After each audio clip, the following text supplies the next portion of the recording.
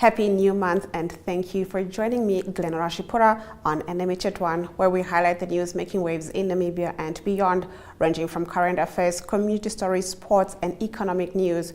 Coming up in this broadcast, NamRA pursues unpackaged macaroni vendors. Promiseland School celebrates opening of 2 classrooms. South Africa says no evidence of arms shipment to Russia following inquiry. Do stay tuned for these stories and more news on NMH at 1.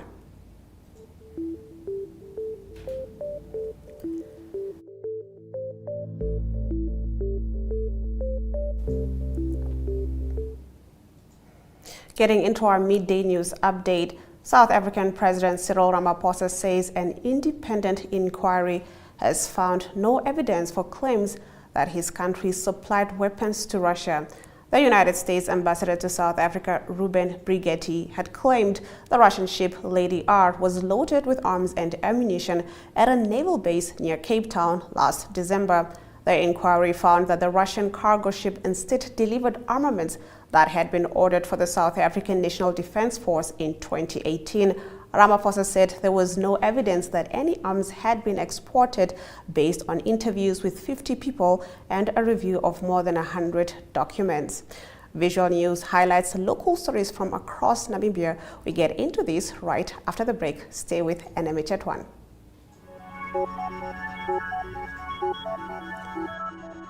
Good evening and welcome to Sunset News. Attachment stays in list A in the speech, rate and taxes, and how much.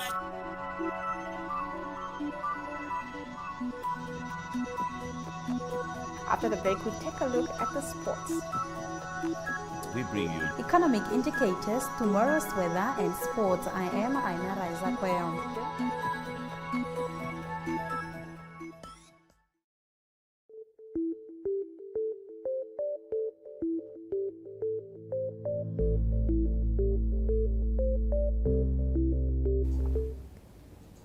Getting into our visual news, Promiseland, a school caring for vulnerable children in Walvis Bay, celebrated the opening of 2 classrooms.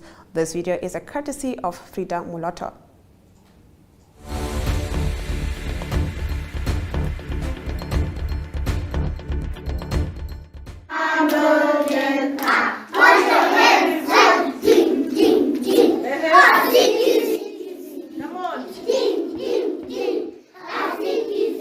We are here today to celebrate the opening of our 2 additional classrooms of Promiseland. Promiseland started in 2009 when we opened with a soup kitchen where we give food from a container. And then in 2011 we started with the 3 classrooms with a Montessori curriculum. And today we are here to celebrate the additional 2 classrooms that will start with 20 children Monday, and then early next year we will start with another 20. They are precious in His sight. Jesus died for all the children of the world.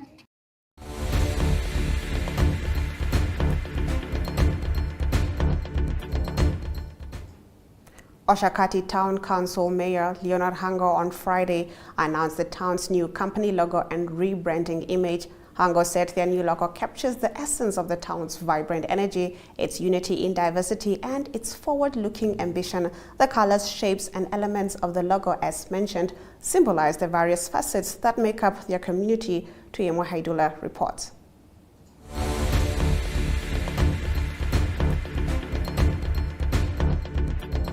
This is the old logo that you are replacing with a new logo. So now, join me in witnessing our new look for Oshakati Town Council. Good. And wherever you are seeing this brand on this vehicle, remember that you are seeing the vehicle for Oshakati Town Council. Then on the side also, follow me.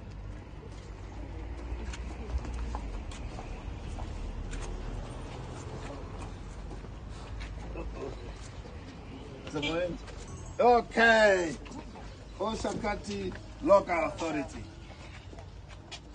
This is how it will look. With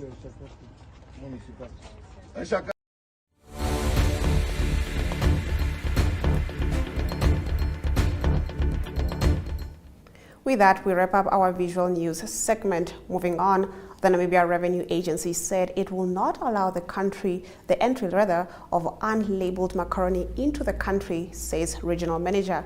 The Namibian Sun has more as we head into the newspaper review segment after the break. Welcome to What's Cooking, where culinary passion meets expert insights. Somebody must really want to cook and want to cook good food. Immerse yourself in the bustling world of professional kitchens as top chefs create mouthwatering dishes. Join us for in-depth interviews as our host explores the experiences and expertise of our guest chefs. Don't miss out. Tune in to What's Cooking on NTV every Friday at 2100 hours and let the culinary adventure begin.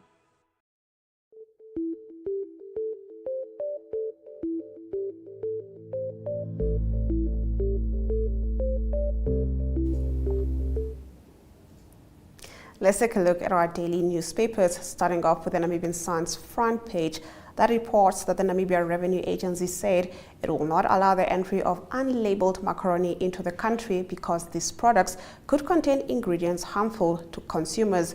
Business is booming for unlabeled macaroni in the northern parts of the country, with the bulk imported from neighboring Angola. NamRA Regional Manager Susan Bierkes, who was speaking at a stakeholder engagement session at the Ongwediva Annual Trade Fair recently, explained that by no means will they compromise on the health of Namibian people. The agency also has a duty to assist the Health Ministry, she said. Now, City of Windhoek councillors last week halted an ongoing public-private partnership between the municipality and Champak Investments for the development and servicing of Irvin in Kleine Cooper Extension 1. During a council meeting last Thursday evening, alleged irregularities regarding the agreement surfaced, with Job Amupanda revealing that the project team paid a company that doesn't exist for work done by the city. According to him, this payment totaled $392,000 Namibia.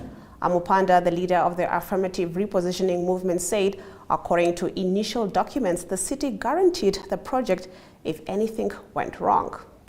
Menzies Aviation Namibia has failed in its most recent attempt to return to the Hosea Kutako International Airport to resume ground handling services. The Windhoek High Court dismissed Menzies' urgent application on Friday, which was brought after Paragon Aviation Services took over services. Menzies' application was based on the issue of spoliation, which prevents taking away someone's right to a property unlawfully. Menzies argued that it was in peaceful and undisturbed possession of the property before Paragon, the Namibian Airports Company, and the Deputy Sheriff of the Namibian Police denied it access to the property. However, Judge Henley Prinsloo ruled that Paragon, the NAC, and the police acted lawfully. The elephant population in the Kavango-Zambezi Transfrontier Conservation Area is estimated to stand at 227,900, with 21,090 in Namibia.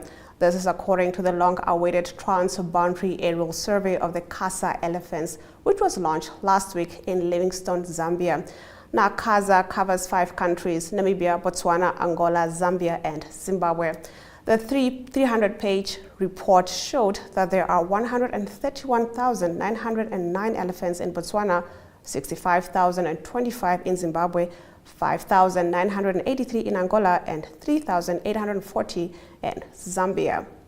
Now, on its front page, the Allgemeine Zeitung today leads with Menzies' appeal for an urgent interdict against the rightful holders of a contract between the Namibia Airports Company and Paragon Aviation Services, which see Paragon conducting ground handling services. Menzies' latest attempt to return to the Hosea Kutako International Airport to resume the ground handling services that it had been contracted to perform until the end of June 2022 has failed. In a special report on page 6 of the Allgemeine Zeitung, the newspaper takes a look at the African continent's history in terms of military coups that have seen to a change of regimes as well as rightfully elected governments. Time and again, the continent has to witness yet another coup that uproots families and holds terrible consequences for the population. Why can the continent not come to rest? Since 1950, there have been 222 coup attempts in Africa, the most of any region in the world. 106 of these coup d'etats have been successful. The incredible truth is that of the 54 recognized countries found on the African continent, 45 have seen at least one coup. We'll be right back with more newspaper review after the break. Welcome to My.NA Cars, your ultimate destination for everything automotive. I am your host, Diana Master. Teamwork makes the dream work, right? Discover the latest models, innovative technologies, and expert insights from our passionate hosts. Learn essential maintenance tips and get exclusive behind-the-scenes access to the automotive industry. Don't miss My.NA Cars on NTV every Thursday at 2100 hours. Tune in and ignite your passion for automobiles.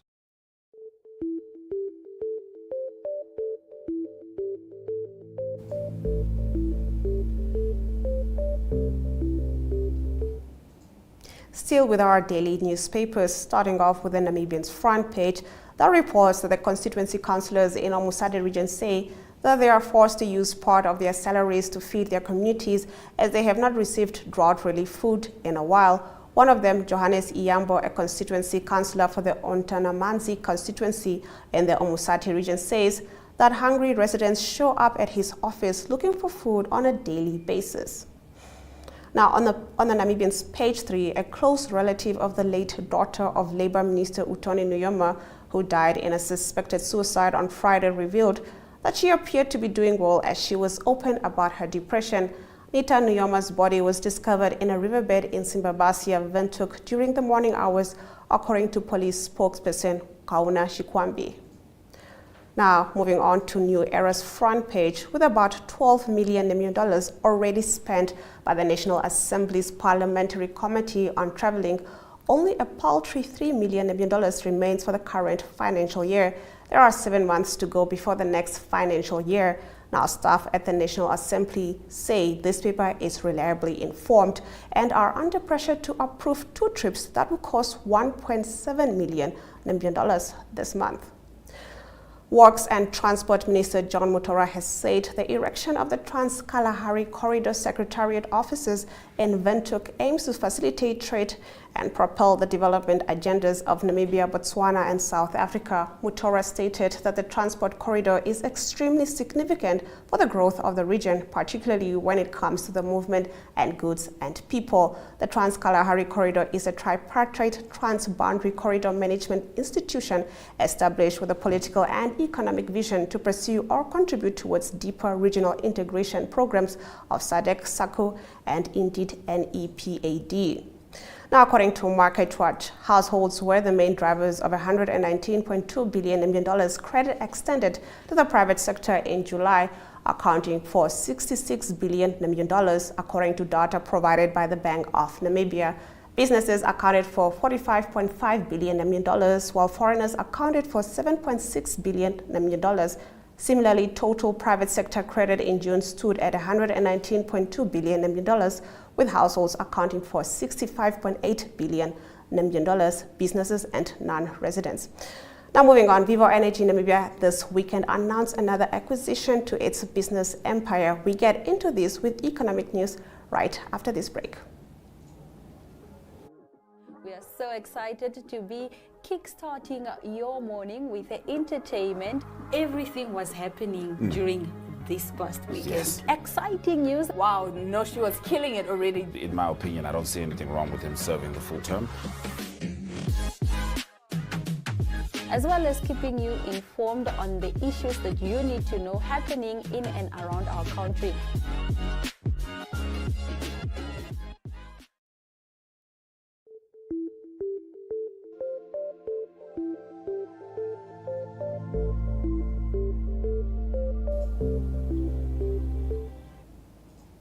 Getting into our economic news, Vivo Energy Namibia this weekend announced another acquisition to its business empire, Gas It. Corporate Communications Manager Lazarus Nafidi said the acquisition of the gas distributor means the company will commence with the selling and distribution of liquefied petroleum gas.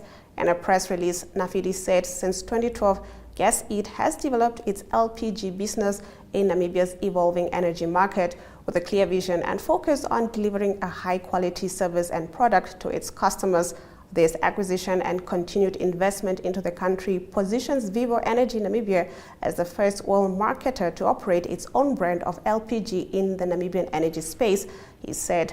Nanafidi highlighted that both Vivo Energy and CAS, its parent company Triple J Energies, have undertaken extensive planning and preparation to minimize any potential challenges with existing contracts, agreements, and pricing structures remaining unchanged. Let's take a look at our economic indicators.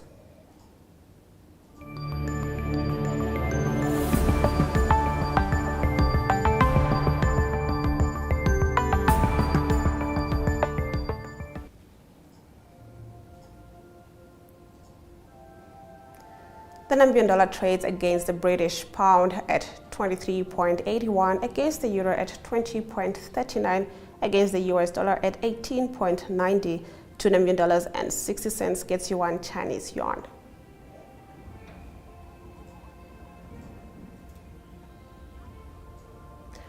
On the NSX, all major stocks remained the same.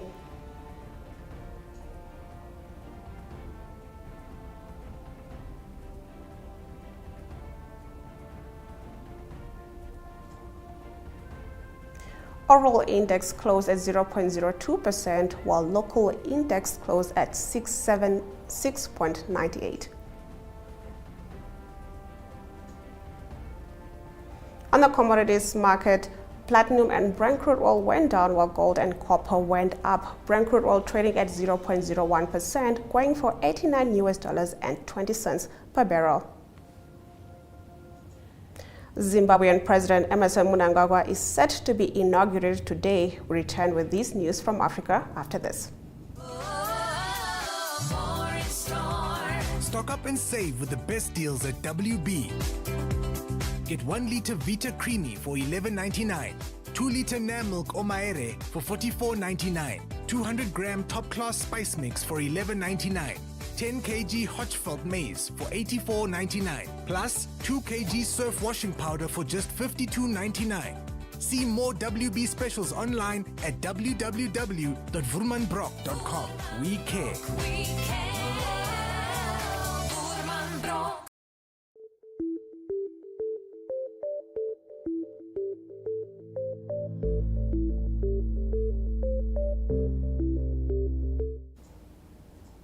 Getting into our news from across Africa, Zimbabwean President Emmerson Mnangagwa is set to be inaugurated today, September 4th, 2023, for his second term in office after Nelson Chamisa of the main opposition Citizens Coalition for Change Party failed to file papers in the country's apex court to challenge the ZANU-PF leaders to re-election in polls that were condemned by the opposition and international observers.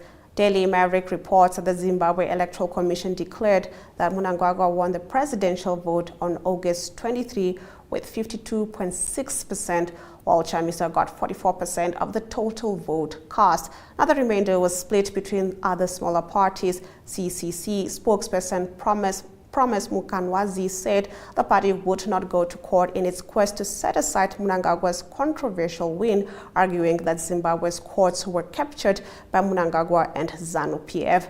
Mukwanazi said the party had dispatched envoys on a diplomatic offensive to push for fresh polls. Speaking at a press conference on the weekend after the election, Chamisa called these results a blatant and gigantic fraud on social media before declaring victory at a press conference in Harare.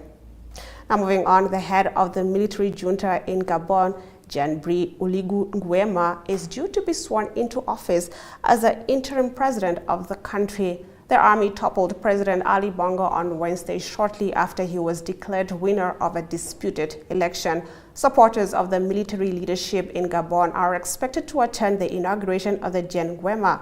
The mood in the country is calm but with heightened security. The coup leader is said to be the cousin of ousted President Ali Bongo, raising doubts about whether this really marks an end to the 55-year-long Bongo era.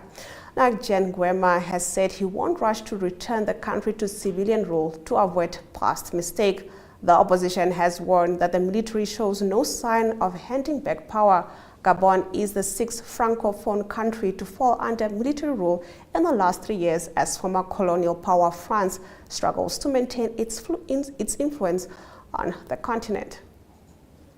Now, after the break, we get into international news.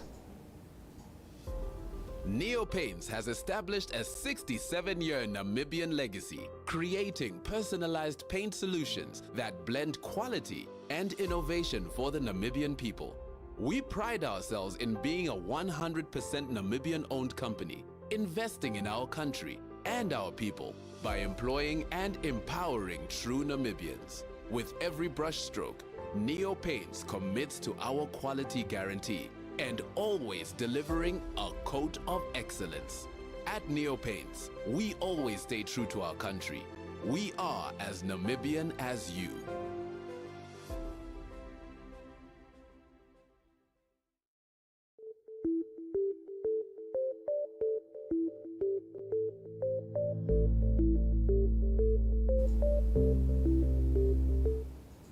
Getting into our international news, Ukraine's Defense Minister Oleksiy Reznikov has confirmed that he is leaving his post. Reznikov had led the ministry since before the start of Russia's full-scale invasion in February 2022.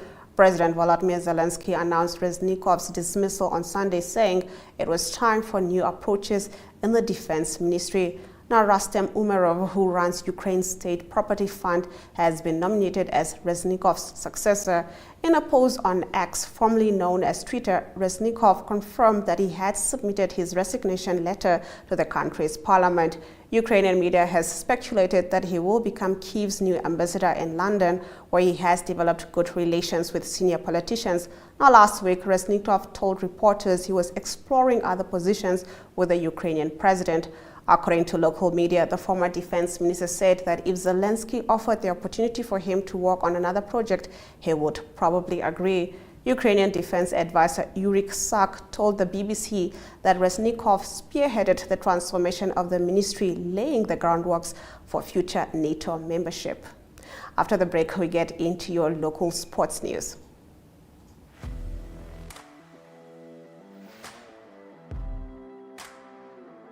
Hello and welcome to today's Sports Rep Show. I am your host, Jesse Jackson Kauraika.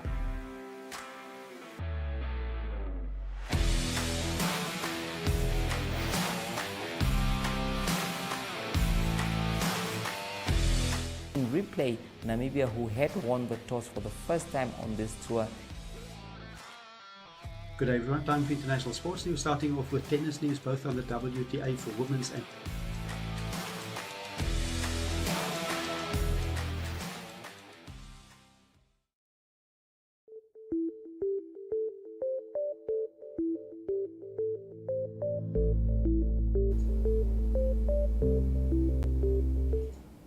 Getting into our local sports news, Hage Geingob Stadium lit up on Friday as the Standard Bank Namibia Secondary School Rugby Under-19 Super League semi-finals took place.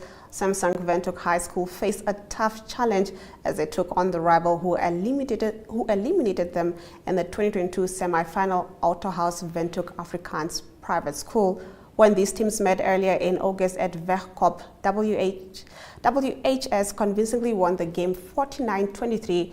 In their semi-final clash on Friday, WHS again put on an exhilarating performance as they beat a stubborn WAP 36-31. All fields hockey finals for the NSSU's High Schools League was concluded on Saturday at Windhoek Afrikaans Private School's Affis Park in Pioneers Park with good sportsmanship and excellent play. In the boys and girls first and second league finals, Etosha Secondary School and Windhoek High School had one team each. St. Paul's 2, while host Windhoek Affis were represented by 4 teams. In short, all the teams played brilliantly at times, but it was clear that the first girls team of St. Paul's are in a class of their own. The only finalist from outside the capital was Etosha. However, whoever was in charge of the boys' coaching must be complimented along with his team for the high standards and work ethic they displayed to win their title. Namibia's hard-hitting Paulinus John Jolonimos retained his African International Super Middleweight title of the World Boxing Organization after beating Joseph Magiasa of Tanzania with a fourth-round technical knockout in the MTC Nestor Sunshine Boxing Bonanza held at Ongwediva on Friday night. The Namibian said he was delighted with the victory and thanked his fans for the support they gave him in the North. We'll be back with more NMH at 1 after this break. We are so excited to be kickstarting your morning with entertainment. Everything was happening during this past weekend. Yes. Exciting news. Wow, no, she was killing it already. In my opinion, I don't see anything wrong with him serving the full term. As well as keeping you informed on the issues that you need to know happening in and around our country. Welcome to What's Cooking, where culinary passion meets expert insights. Somebody must really want to cook and want to cook good food. Immerse yourself in the bustling world of professional kitchens as top chefs create mouth-watering dishes. Join us for in-depth interviews as our host explores the experiences and expertise of our guest chefs. Don't miss out. Tune in to What's Cooking on NTV every Friday at 2100 hours and let the culinary adventure begin.